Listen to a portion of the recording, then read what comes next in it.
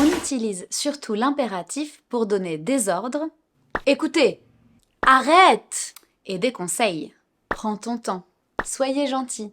Ce qui est facile avec l'impératif, c'est qu'on le conjugue seulement au présent et avec 3 sujets. Tu, nous et vous. En fait, dans la pratique, on ne dit pas ces sujets. On utilise le verbe tout seul.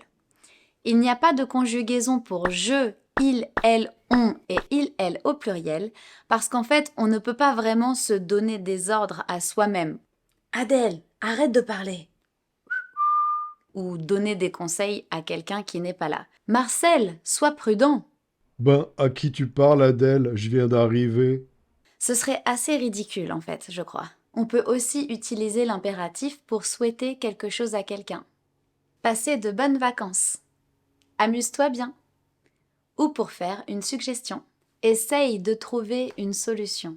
We mostly use the imperative tense to give orders and advice, but also sometimes when we hope something for someone, like have fun, or to make a suggestion. When we conjugate in the imperative, it's only in the present tense and with 3 subjects, tu, nous, and vous.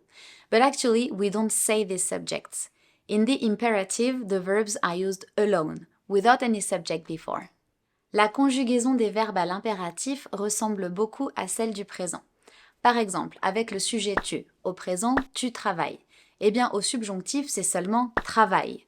Et là, vous observez la différence d'orthographe. Pour l'impératif, il n'y a pas de S à travail. Ça, c'est pour les verbes réguliers en ER. Pour les autres verbes, eh bien, c'est la même chose. Par exemple, tu choisis, au présent, à l'impératif, ça devient choisi. C'est la même terminaison.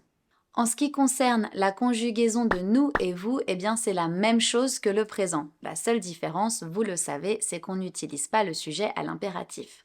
Par exemple, le verbe attendre au présent, on dit nous attendons. Et à l'impératif, seulement attendons. Vous voyez, c'est bien la même orthographe pour le verbe.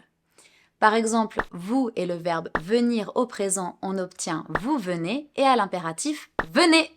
To conjugate a verb in the imperative tense, it's almost the same as in the present tense. You actually use the verb as is, as if you would use it in the present tense without the subject, of course. The only little difference is for the to conjugation. For the regular ER verbs, we don't put an S at the end. That's it. Bien sûr, comme il s'agit du français, il y a toujours quelques petites exceptions. Les voici.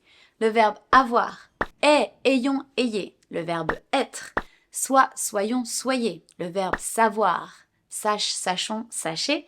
Et le verbe vouloir qu'on utilise seulement avec vous, veuillez. Une petite remarque sur ce verbe vouloir qu'on utilise seulement avec veuillez à l'impératif. En fait, on utilise cette forme surtout dans des situations où on veut être très formel ou particulièrement poli. Par exemple, veuillez patienter s'il vous plaît ou veuillez me suivre. Oui, c'est l'impératif même si c'est très poli. Dans la pratique, c'est possible d'utiliser un seul verbe à l'impératif pour faire une phrase entière, comme par exemple pour donner des ordres. Tiens, regardons, écoutez.